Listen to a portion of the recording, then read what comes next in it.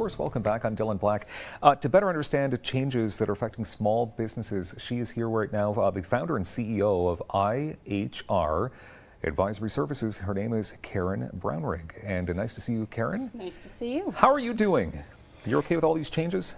Doing great. Yeah. We're pretty busy helping business owners understand what's going on out there. Okay. I'm not a business owner at all, so I don't understand much of this. So you're the expert, and we need to help some people out because there's lots of businesses that are affected by. So is it Bill 148? Yes. Is that the issue here? Yes. Okay. Yeah. Can we get to Bill 148 in a second? I just want to actually talk about HR Advisory Services. How long has that been around for at this point? Sure. We've been around for 2 years now. 2 years. Congratulations. Thank you very much. Because you have an extensive history as a senior HR leader? I do. Okay. Yes. I've been doing this for over 20 years, and I've got a team of experts who have been doing it for over 20 years as well, and we're across Canada now. So you know your stuff about this. We do. Where's your location? We're on Concourse Gate, which is off of Colonnade Road. Okay, wonderful.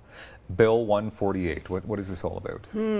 Well, effective January 1 of this year, employers have to comply with the changes to the Employment Standards Act. So there's a number of things that they need to be aware of. Particularly, you've heard the changes to the minimum wage. So there's been a 21% increase for minimum wage employees. So it's at $14 an hour now, effective January 1.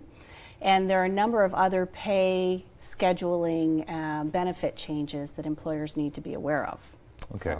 Okay, see, I didn't know that there was other things, because you keep hearing about the minimum wage. It's all over the radio, it's all over media. Your opinion on that? Do you believe that a 22% increase in somebody's pay is just? I think it's a lot quickly. Yeah. I think adjusting minimum wage is a good idea, but a 21% hike is not something you typically see in any kind of a compensation strategy. So it's difficult for business owners to absorb those costs.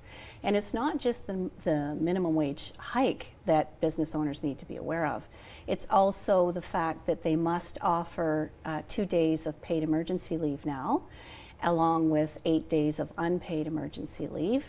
There are also changes to the statutory holiday pay calculation, which is more costly for employers because they're looking at the 2-week pay period prior to the statutory holiday. So before, it used to be stretched out throughout the year, and averaged hours for employees were calculated and used for the public holiday pay. Wow. Now it's 2 weeks prior to that.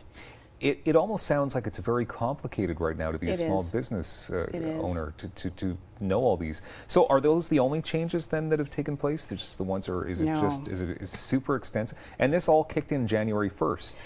The majority of the changes kicked in January 1st. So employers are looking at the minimum wage hike, the paid emergency leave, the April 1, there's going to be equal pay for part-time, casual, and temporary workers. So they can expect to receive equal pay for the same type of work that's performed. And that'll be hitting the temporary help agencies particularly hard. And also there's going to be an additional requirement for employers to document all of these changes.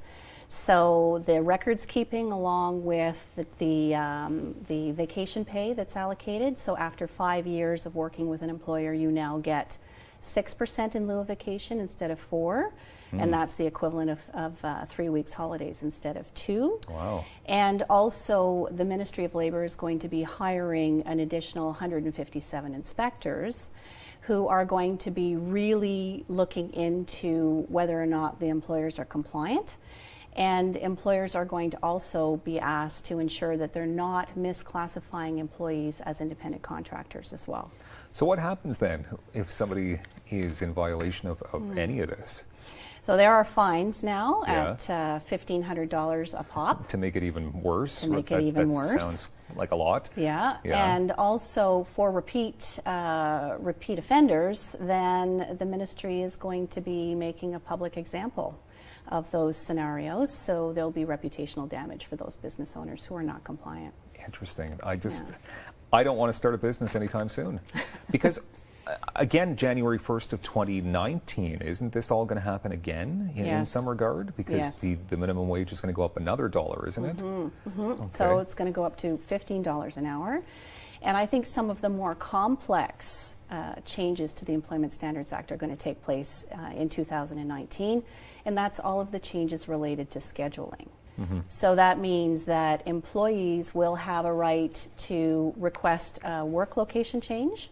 So that could be to another work location that the employer has, or it could be a work from home situation, and the employer must respond to that request in writing. There's what you're hearing about is the 3-hour minimum payroll for employees whose shift is canceled without 48 hours notice. They're entitled to 3 hours at the regular rate of pay, not at minimum wage if it's higher than minimum wage. Yeah. And also for every day that an employee is on call, they're entitled to receive 3 hours of pay at their regular rate of pay, which is going to hit those businesses that have after-hours support and service. Jeez. Well, hold on. Sorry, I don't mean to cut you off because we only have about 30 seconds left, actually. So people can get in contact with you, small businesses, and just that have questions, because there must be a lot of questions. You must be a very busy lady right now. Yes, we are. What's the best way to get in contact with Best you? way to contact us is to check out our website at IHR.